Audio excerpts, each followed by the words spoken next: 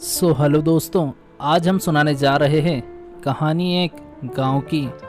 तो चलिए दोस्तों, कहानी शुरू करते हैं। एक नदी के किनारे एक छोटा सा गांव था। उसमें बहुत से पेड़ पौधे, खेत और पशु पक्षी थे। नदी में औरतें कपड़े धोती और बच्चे खेलते कूदते तैरते और मछलियाँ पकड़ते। वहाँ खेतों में गेहूँ, मूंगफली और पीली पीली सरसों उगाई जाती थी। उस गांव में छोटा सा तालाब भी था।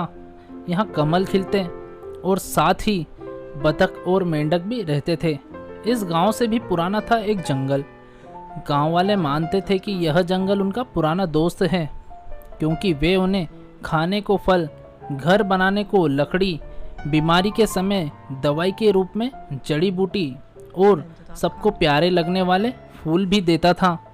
जैसे जैसे गांव में लोग बढ़ने लगे, उन्हें रहने के लिए अधिक मकानों और खेती के लिए अधिक जमीनों की ज़रूरत पड़ने लगी। लोगों ने पेड़ काटकर खेत बना लिए। समझदार लोगों ने चेतावनी दी कि पेड़ मत काटो, पेड़ उनके दोस्त है। अगर उन्हें काटोगे तो गांव के लोग मुश्किल में पड़ जाएंगे।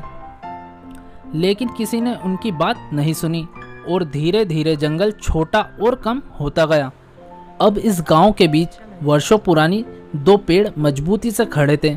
एक पेड़ था पीपल का, उसमें हर साल नरम नरम तिकोनी पत्तियां लगती, और पीपल के पेड़ के पास खड़ा था बरगद का विशालकाय वृक्ष।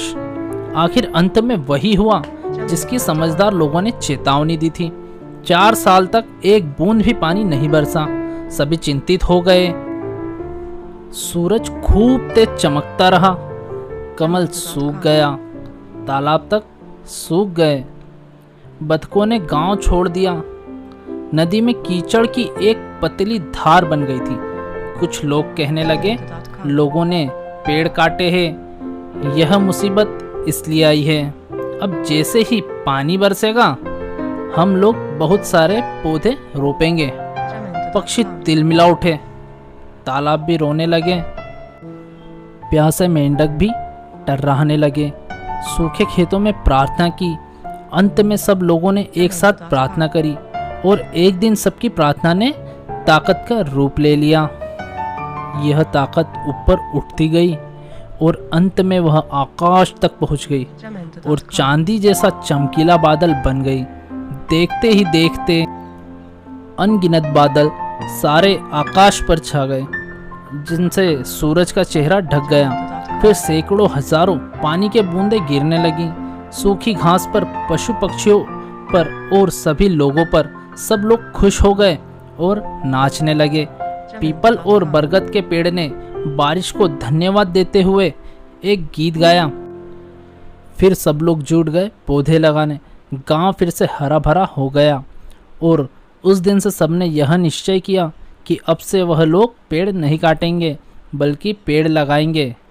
तो दोस्तों, इस कहानी से हमें यही सीख मिलती है कि हमें किसी भी तरह से पेड़ पौधों को नुकसान नहीं पहुंचाना चाहिए और जितना हो सके हमें पेड़ पौधे लगाना चाहिए ताकि हमारा पर्यावरण सुरक्षित रहे।